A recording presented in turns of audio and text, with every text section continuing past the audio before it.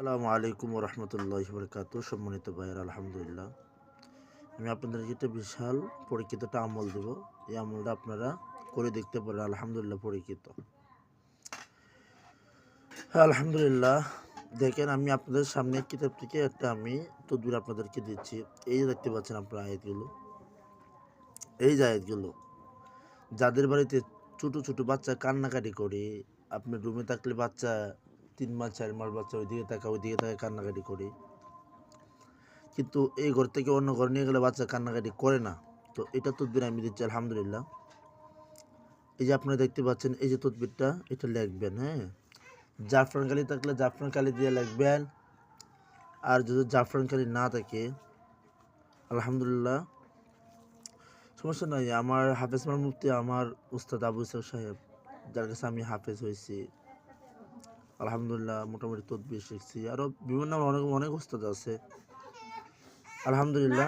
আমার উস্তাদ দেখছি লাল কালি দিয়ে বেশিরভাগ লিখছে, কাজ হয়ে গেছে। অনেক মানুষ আইছে, অনেক ধরনের সমস্যা নিয়ে কাজ হয়েছে আলহামদুলিল্লাহ। তো আপনারা এটা লাল কালি, জাফরান কালি লিখলে ভালো, জাফরান কালি না থাকলে লাল কালি দিয়ে লিখবেন। লেখার পরে এই যে তাবিজটা সুন্দর করে তাবিজের ভিতরে ভরবেন। ভরার পরে এই ঘরের ভিতরে আপনার মেইন দরজা, আপনার যে ঘরে বাচ্চাদের শুয়ে থাকলে কান্নাকাটি করে, ওই ঘরে আপনার প্রধান দরজার মধ্যে এটা লিখে টাঙ্গায় রাখবেন।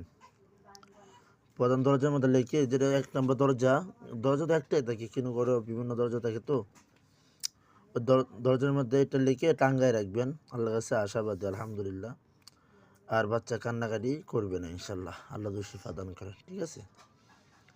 এটা পরীক্ষিত, আপনারা নিতে পারেন ইনশাল্লাহ। অবশ্যই আপনারা আমলটা করেন, এটা নিয়ে নেন, আপনারা করেন। যদি ফলাফল পান, আমার জন্য দোয়া করবেন, ঠিক আছে। সবাই ভালো থাকেন। আর সুন্দর সুন্দর আমল পেতে এই সবাই চ্যানেলটা সবাই একটু সাবস্ক্রাইব করে রাখেন ইনশাল্লাহ। আসসালামু আলাইকুম রহমতুল্লাহ।